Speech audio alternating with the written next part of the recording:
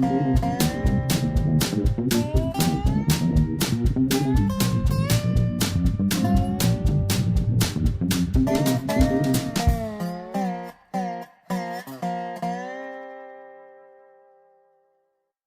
is Dave Monk, your Prairie Monk, WAFT Champaign 90.1 on your FM dial. And Dave on the board. And it's the 7th of August.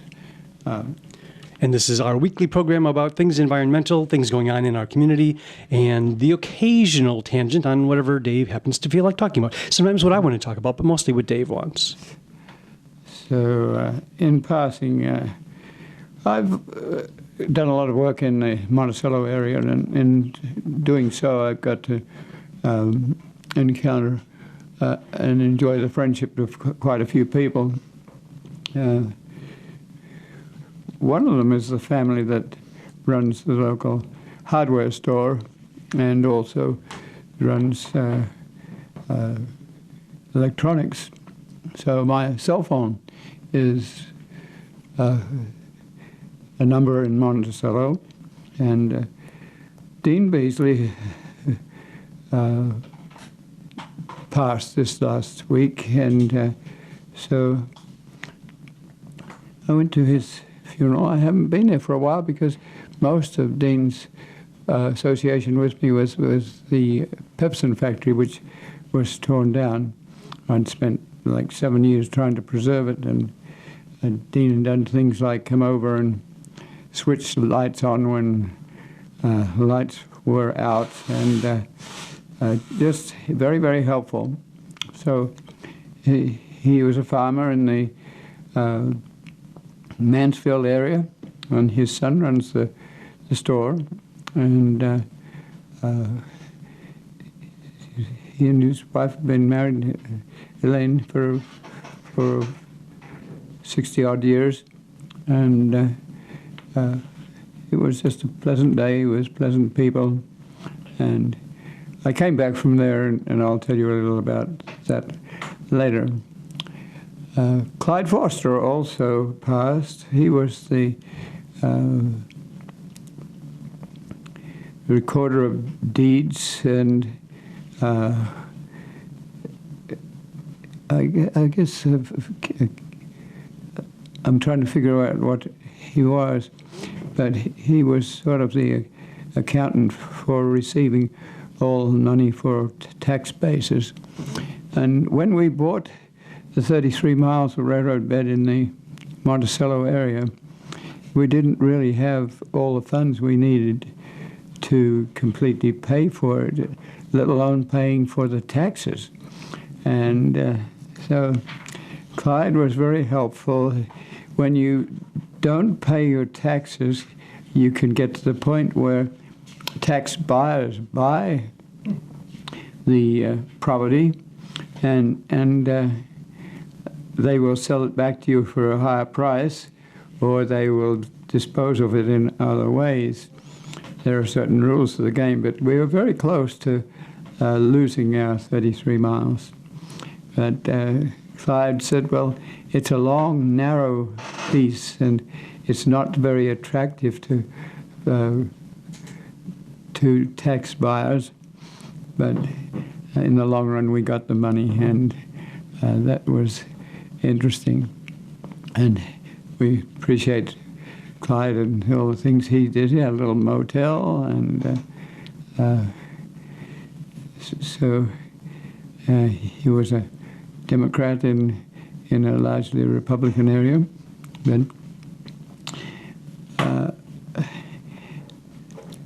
Robert and Sheely put up a picture from their wedding, which was quite some time ago. He and Marianne got married, and I had a piece of wood that is shaped in the shape of an egg, and he had a picture of me with this egg at about the time of his wedding and Marianne's wedding. Marianne used to work with us, and I'd given it to them as a fertility symbol. It was an interesting piece of wood. I pulled it out of the Lake Peoria And it probably was a pylon driven into the river until it was left at a certain level, and the top was sawn off to level off the pylons. And it had dropped in the water and probably rolled around in the water for 20 or 30 years until it was quite egg-shaped. And it was waterlogged.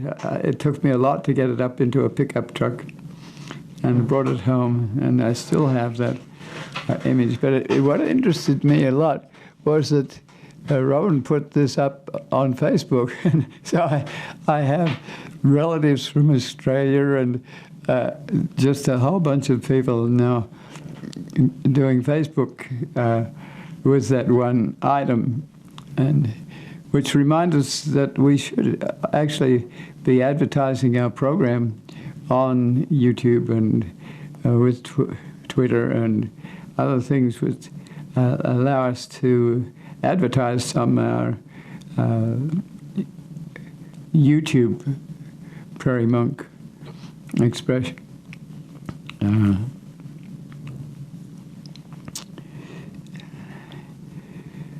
I just want to give you an idea of the activities of this week. They are many and various, and sometimes we have real difficulties covering the cost of some of these activities. So I have a scenario which will probably be complex and difficult to follow, but I think we need to list some of the things we do so that you know that what we do as a group.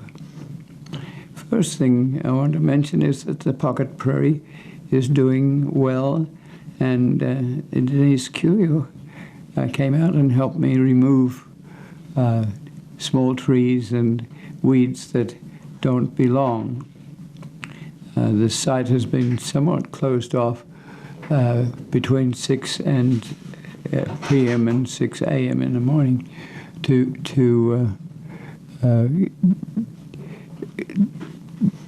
just because there's been some misuse of the conversazione area that's there, and the trees and the prairie, which is rather attractive to many people.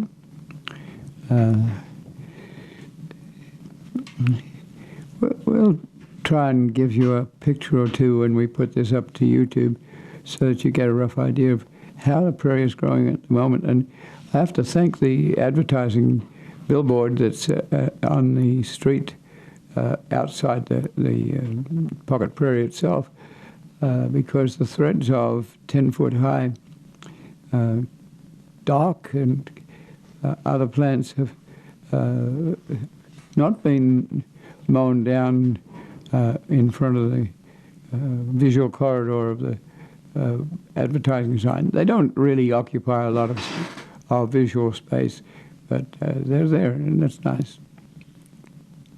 Had a visitor from Rantoul who did a little field trip on the prairie, but she grew up in Rantoul on an area that is just east of Rantoul and a little south of Rantoul near the Air Force Base, and that would have been a mixture of outwash plain from the Bloomington Moraine, plus the tailing of the Yankee Ridge Moraine, which reaches up as far as Rantoul and gives a slightly rolling nature rather than a real flat area that you get in Flatville.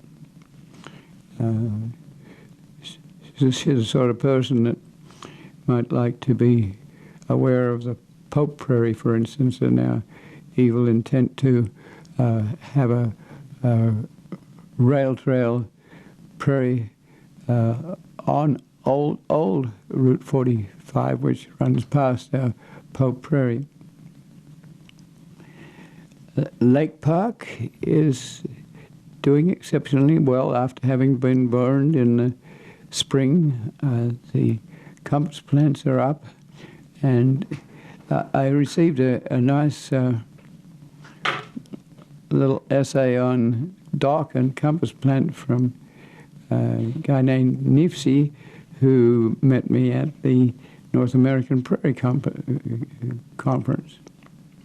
The Kickapoo Trail keeps going ahead, and NEPC also had a link to tree removal, and that gives you a chance to see the equipment that takes down a tree and the methods used to taking down larger trees that are kind of dangerous to take down. As a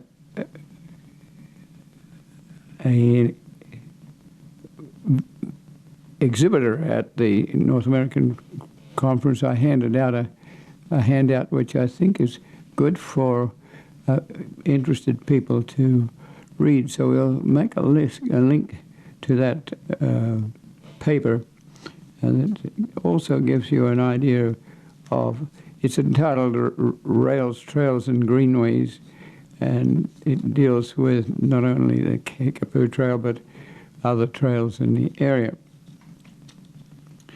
I did have to go to Chastain Engineers in Decatur this week to discuss a land invasion on a very good warranty deed where we own the land, and this is our only major invasion that crosses the railroad bed. We have some invasion from side to side, but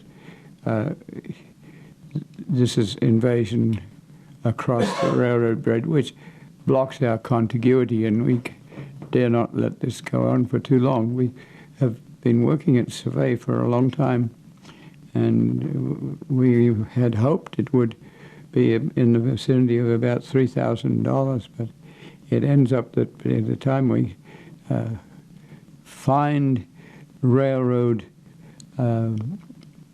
monuments, the railroads were a monument in themselves, and the surveying community did its best to ask the railroads to retain enough of the railroad to provide monuments for surveyors. The railroad won the case of that not having to be done, so it means that railroad monuments have to be found by surveyors going back to bridges where they can guesstimate the middle of the bridge and get an accurate survey. So this makes things very costly. So the end for that cost estimate is in the vicinity of $12,000. That was a little shocking, but it is very remindful that in order to take something like 33 miles of rail bed that we acquired before there was a Railroad Banking Act, that it is a multi-million-dollar project. So we're reaching into those eras where you have to have local, regional, state, and federal support to make this work. And there are certain rules that states and federal agencies have, including one which is pertinent to us, is if you have a conservation easement on land, then it cannot be violated by associated adjacent owners. And so we need the legal background and the ability of state and federal agencies to look into that and make judgments that we cannot make ourselves without tremendous cost.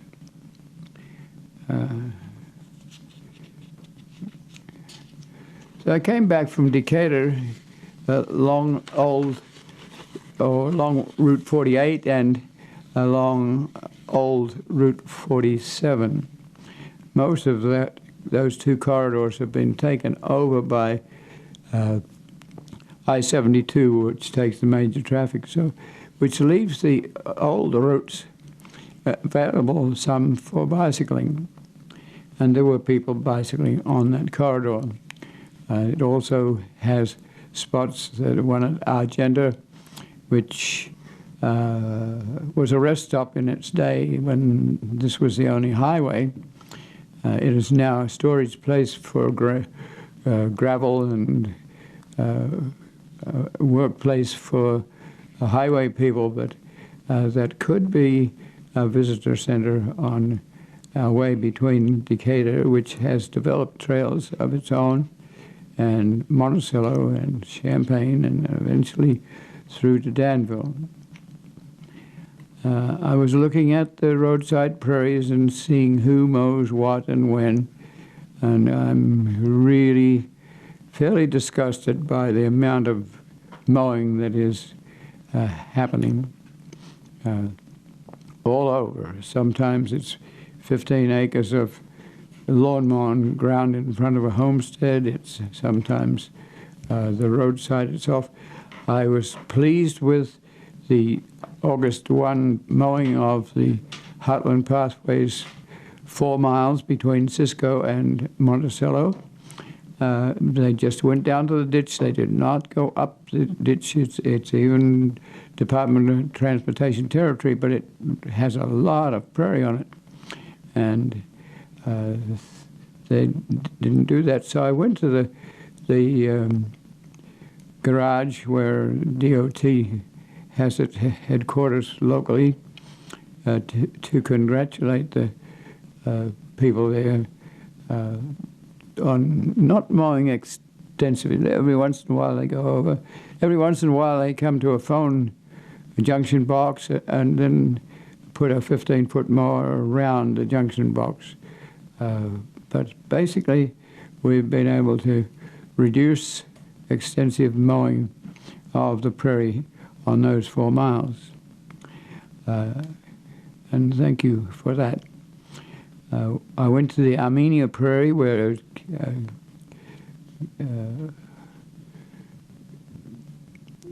the university has given, with the help of Fran Hardy, 66 feet by 1 mile of prairie restoration to encourage the rattlesnakes that have been found in that area. They're eastern Massatoga rattlers, and they're an endangered species in Illinois.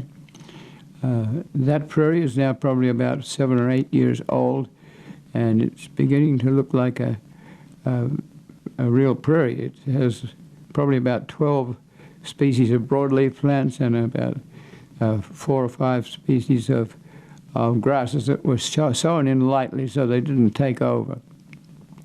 The area has been extended by Allerton Park, so that's a cooperative venture, and I was good to see, and it was good to see that the mowing people had mown an entrance to it so that you could get from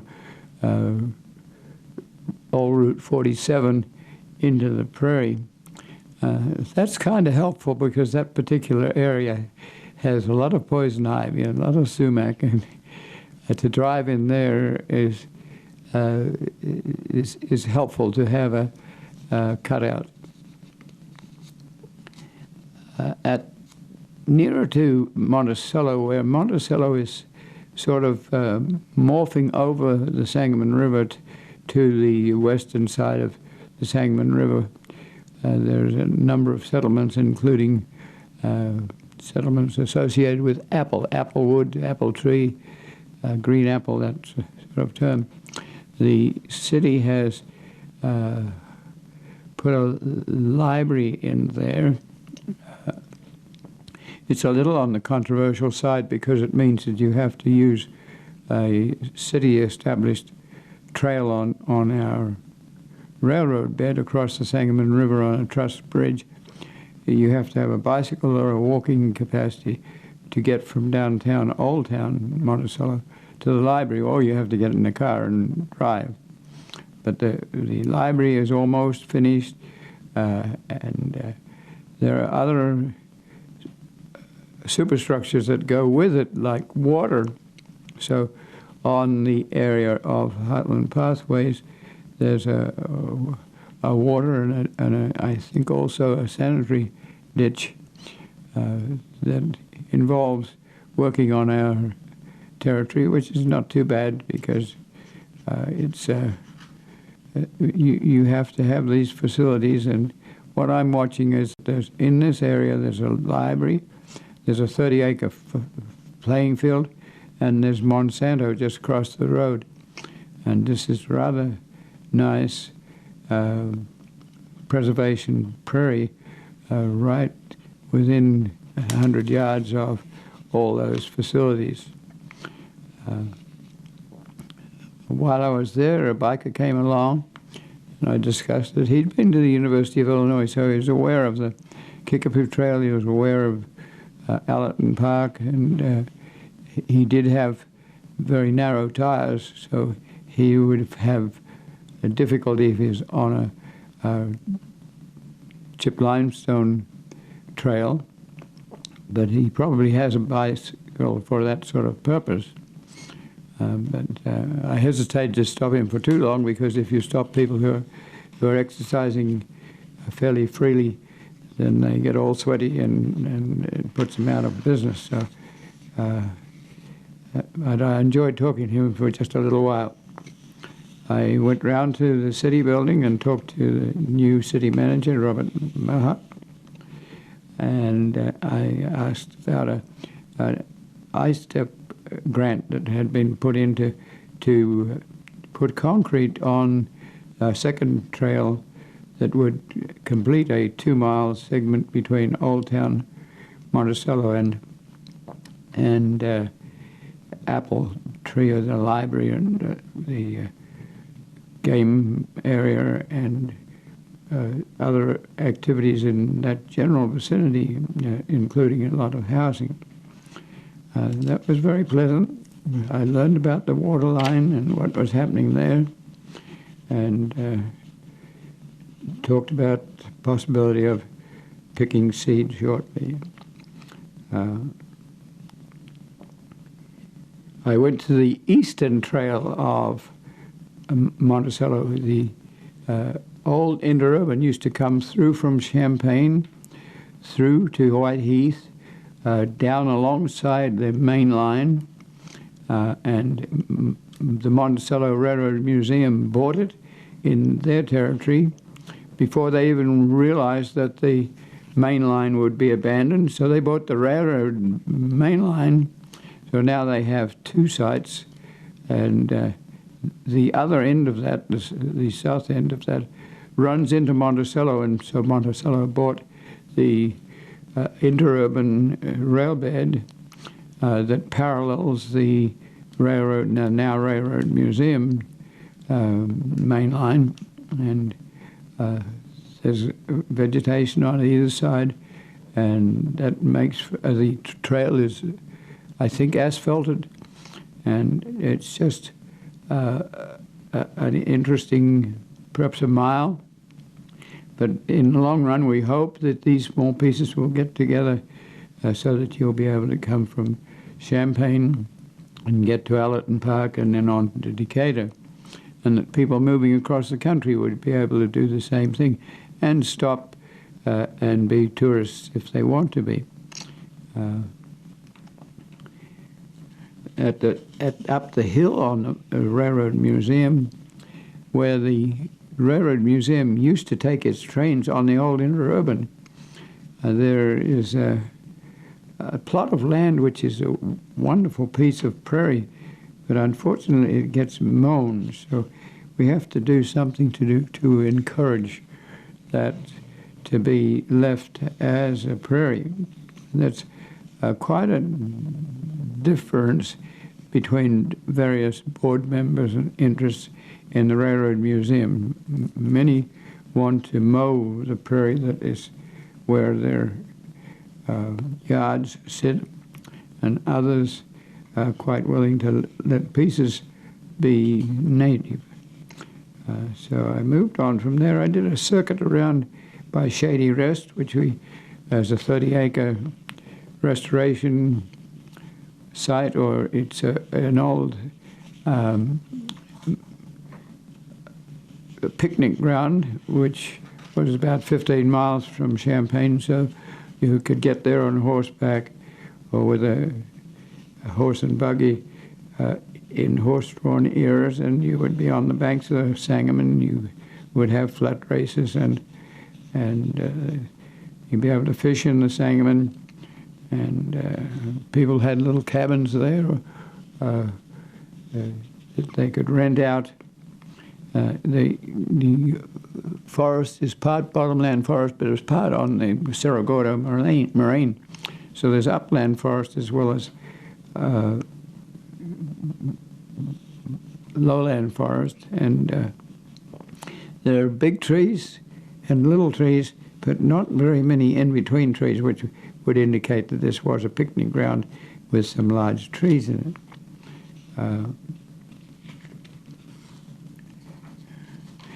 We're working with the Railroad Museum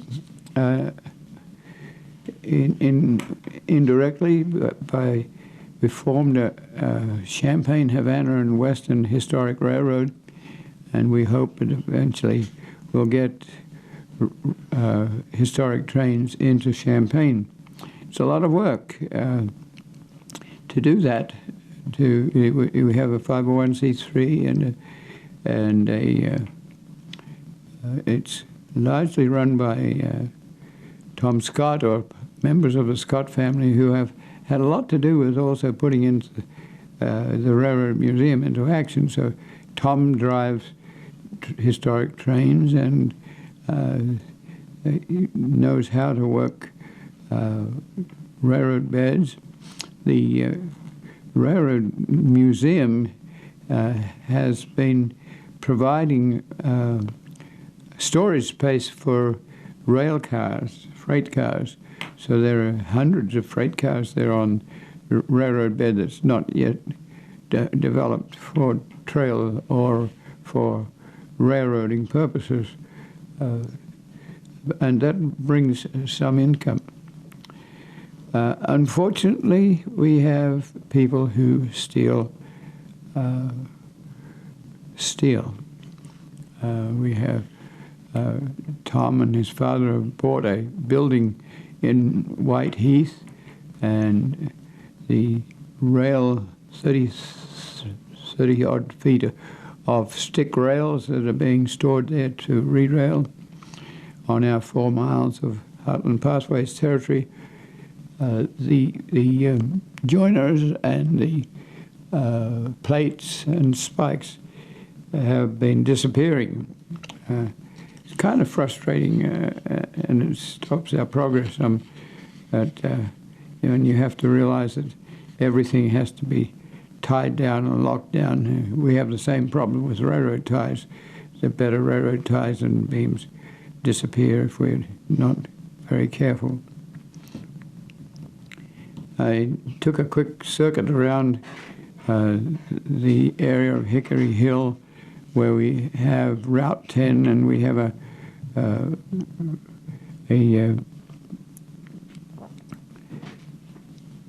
railroad right-of-way prairie, somewhat disturbed by the penchant of Ameren, the electrical company, to spray herbicide, which is very stringent and takes out our prairie. So I was watching the area between White Heath and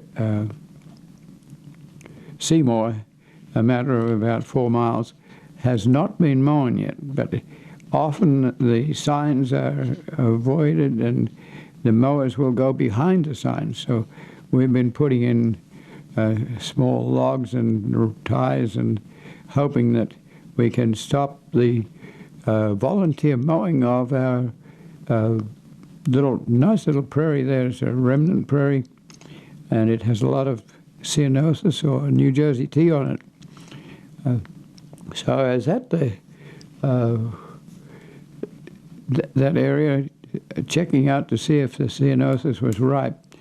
It's not ripe yet, but just apart from that, the prairie is an interesting prairie, and it probably has not ever been disturbed. If you look at the landscape and compare it with houses sitting nearby, buildings sitting nearby, it would seem that the territory we own is original, and the plants are diverse. And so I took a few photographs of that particular site, and I checked out several plants to see that the ceanothus was available for picking. The ceanothus is not a plant that you can put in a field and harvest. It's, the material comes ripe, the seed comes ripe at different times. It's a protective mechanism. But we gather up that ceanothus and send it to Prairie Moon. They charge us for taking out leaves and liberating the seeds. The seeds dehiss. That means that when they're in a warm room or in the sunlight, they pop and move about 15 feet, which is good for them because it takes the seed away from the mother plant. But it means that you have to have a way of harvesting the seed, and they do that by allowing it to dehiss and putting muslin over the seed so that it doesn't disappear. And then they put the whole lot in a water bath, and the seed is very heavy and drops, and the chaff can be selected off the top. And that seed is returned to within about 50 miles of, or 100 miles of the local area being picked. And we get payment for the seed, but we also get to help people to have a more biodiverse prairie.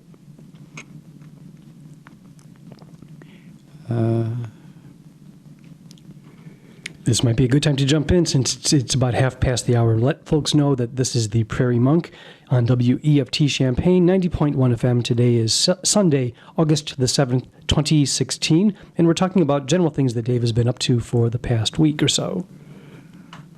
Yes, I took a good look at the railroad bed between Seymour and Bonneville because that's being considered by the Surface Transportation Board in Washington as possibly returning to rail use. When you have decapitated main lines and you have a couple of small elevators on it, the main lines are looking for huge elevator supermarkets, and we have one very nearby. It's called Anderson's, and it has like 4 railroad storage yards, and it backs up onto the Norfolk Southern line, which eventually ends up in Urbana, but at the other end of it, it rolls onto a railroad line that goes through to Chicago or to New Orleans. And so the little elevators lose out, and the railroads tend to want to charge a high rental for the use of that line. At Seymour, Top Flight hasn't used the site for railroading for the cost involved. They've shipped out their grain by truck.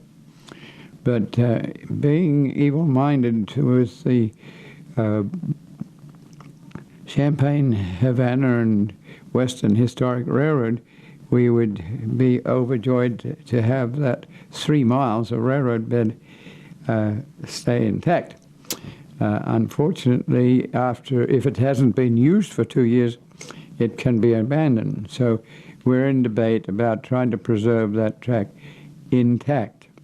There's not a lot of prairie on it, but we've also tried to do an interim trail use agreement, but that has not succeeded.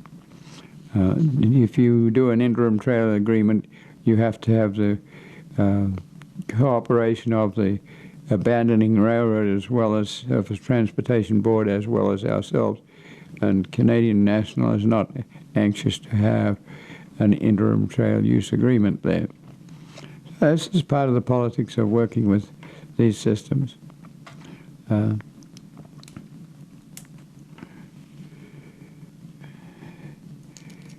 I'm looking at my notes here. I think the next thing I did was I went to the Moraine, Champaign Moraine. One of the highest points in Champaign County is very near to Parkland College. And we had a cherished prairie there. Unfortunately, as mowing has been replaced by herbiciding, and the herbicide has gone from 10 feet alongside the railroad line to 20 feet to 30 feet to 40 feet.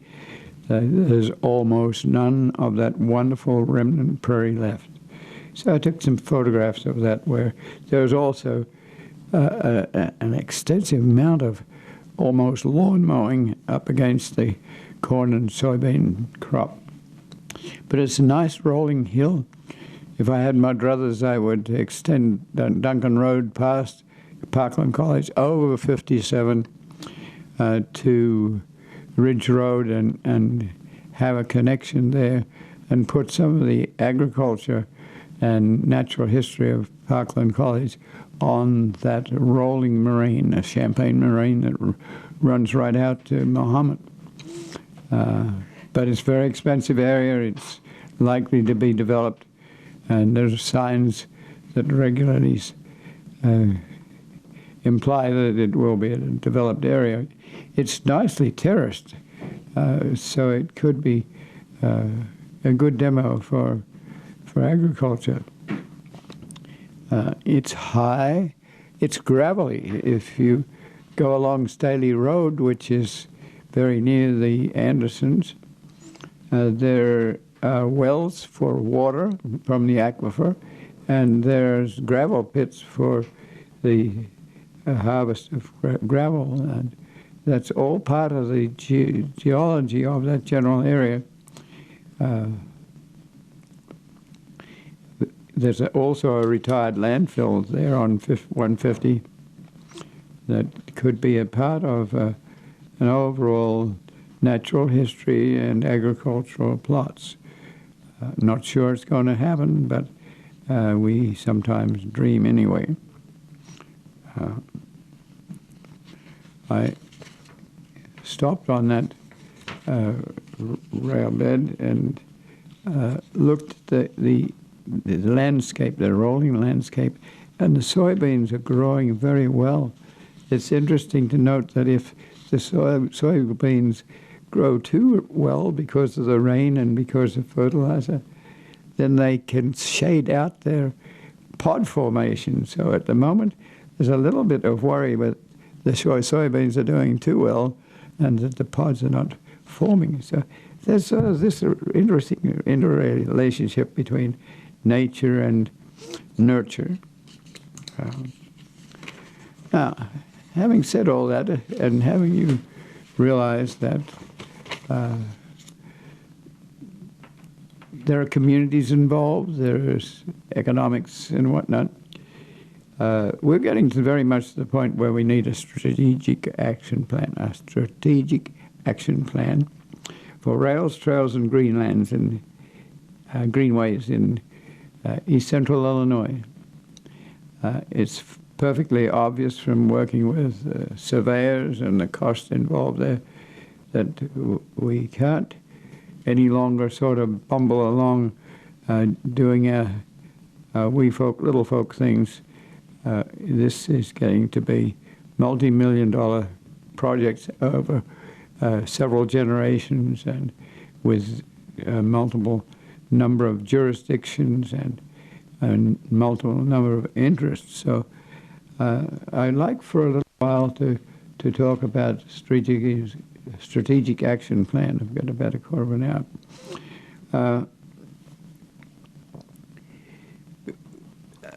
This sort of plan is not a plan that's written in concrete. It's the sort of plan that allows people to understand what it is that we're wanting to do. The question is often, so what do you want? And sometimes I'm going to a city planners or like, and I'm trying to figure out what you want, because I may not know what you want. Do you cherish railroad beds, for instance, or do you find them a cost because they have to have crossings over roads and they can block traffic? So often I'm being asked what we want when I'm being wanting to find out what other people want and how we can balance things. But for years, Heartland Pathways has done a lot of volunteer involvement work with a lot of people without much compensation, and we're getting to the point where we cannot do that anymore. We don't have the finance to do it. And so a plan is helpful, especially on that 33 miles that we have in the Monticello, Clinton, Seymour area. So how do we interrelate with Decatur, and how do we relate with Champaign? How do we get a safe trail through Champaign so a bicycle coming from Danville can move through Champaign without being in jeopardy of their life? And whose ox is gored in this situation? Who gets to get the income from the tourist money, or is there tourist money? Is there an interaction between the small communities involved? What do the small communities think? Do the small communities need to know more information so they can make a decision that is not just off the cuff, we don't want this sort of thing? So there's a lot of interactions that need to go on, and there needs to be an office space, and frankly, just to put these programs together costs a lot of money, but it's our way of getting to talk to you and give you an idea so that you can go to YouTube and get information. We've developed quite a few things. It includes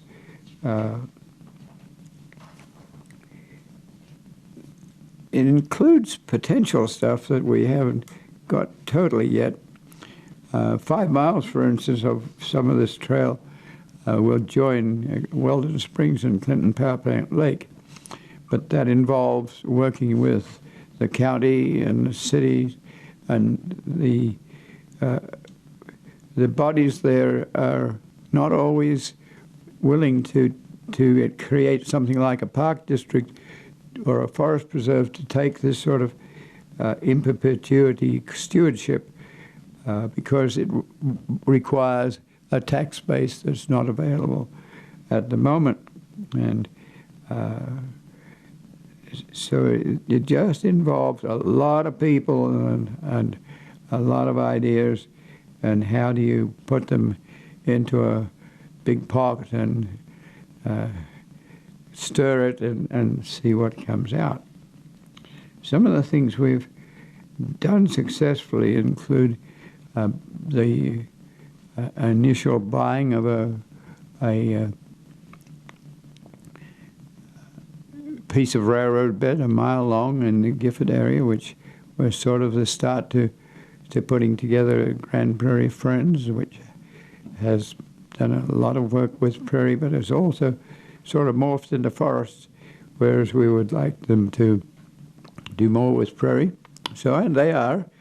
This week there's a move to go to Western Prairie, which is probably about 60 miles from here, but it needs to have clover, sweet clover, to be removed before thousands of seeds compete with the largely lead plant prairie that is there. So we moved, or had a lot to do with initiating the move of the Greek Revival Cottage to Leal Park in Urbana, so it now becomes, it is the headquarters of the office space of the Urbana Park District. We've worked with Shady Rest. which no one really knew about till we got involved, and that's now in the Piatt County Forest Preserve. We have a Lake Park, Route 45, Windsor Road complex of prairies that is doing well in private and public hands. And we've initiated the Kickapoo Trail 20 years ago. It's taken a lot of energy and a lot of people to put it together, and it's now into action with a budget of $12 million. And those things that we've put together in some of the dreamings justify us for asking not only for the day-to-day support money, but also for overall money that might help to pay for surveying, for instance, which has a $12,000 mark on it. So we have justification, and we would like to continue. We'd like to tidy up our infrastructure so that we have a broader-based membership. We have accounting and other in-house mandates that we need to meet. And we also have an old building that needs windows and front facades and actually a little bit of air conditioning. When David comes to help, we're sitting there with a fan, and sometimes it's just a little bit much. So we could do with some local support, but we could also do with an overall support. We also have dreams, and one of the dreams is that we're dealing with an ecosystem which is one of the largest ecosystems in the world.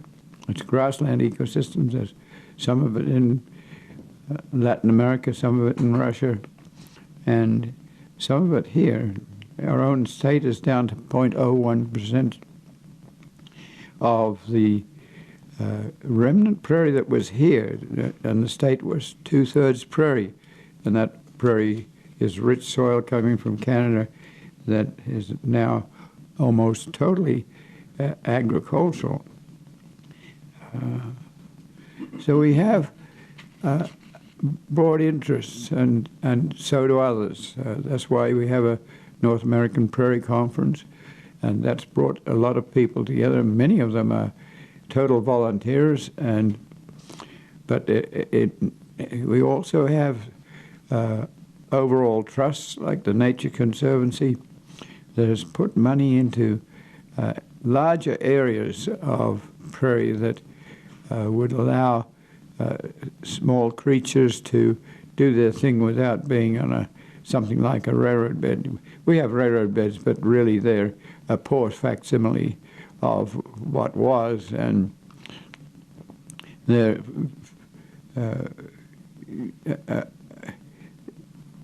don't allow the interaction of species and the sorting out according to soil type or moisture gradient, and we need a broader-based look at the landscape.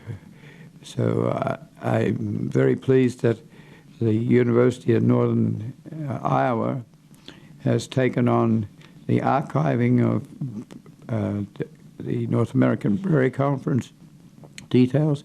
They have a center, they have grad students, they have people who are knowledgeable, and they have plots that can be harvested with equipment that's available. So they have a center, and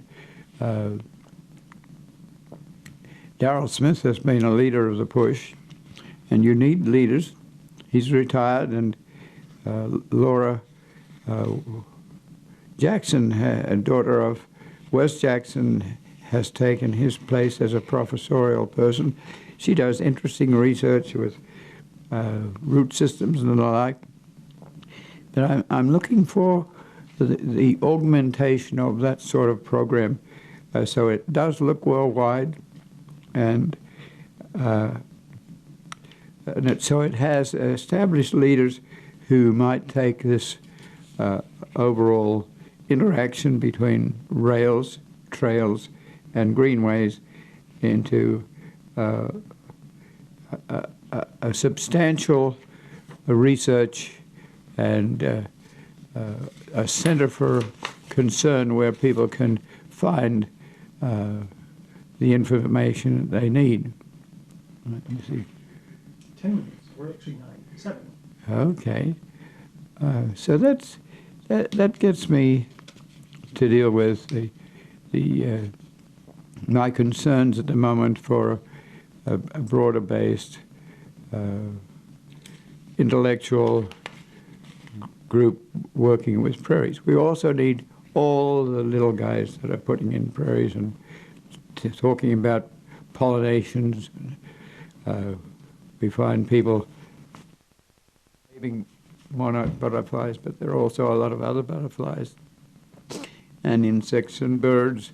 So that's probably enough for that. I'll just take a Before you moment. dive in, I've got a question. There are plenty of ways for some groups in this community to get sizable amounts of money. Some of them go to companies like Monsanto. Certainly they're everywhere, and they're not exactly small. You've mentioned a few times the Kickapoo Trail. They had a pretty sizable deficit when the smallest bid was quite a bit more than the amount of money that they had. And, of course, who did they go to? Mr. Jimmy John, to get a large amount of that money. So are you at all interested in any of those? And if not, what categories of individuals or groups are you interested in having come to the assistance here to help you with your Yes. strategic action plan? All of the same, because and you don't want to be in competition at the moment. The Kickapoo Trail is still raising money for that overbid, and so you don't want to be working in competition with that. But you also want to say the next leg is here. So we're hoping that one gets into action fairly quickly. And yes, we're sometimes a little bit cautious of funds that come from places. We might be asking for Monsanto for help, and that's got a lot of questions about whether we should be working with agencies where there's a lot of questions about GMOs and how you go to a country and get biochemicals from plants that have been introduced traditionally, and then say, "Oh, we have the copyright on these chemicals." So it's not an easy territory to work in. I think. Okay, I would like to say something about salvage. I get lots and lots of questions about salvage, and we've had locally dumpsters that are being filled with summer people moving to place. I'm amazed at what gets thrown out. I'm amazed at what people are prepared to put into other people's dumpsters or gondolas. It includes mattresses and cushions. I have made several moves this week to check with the administration of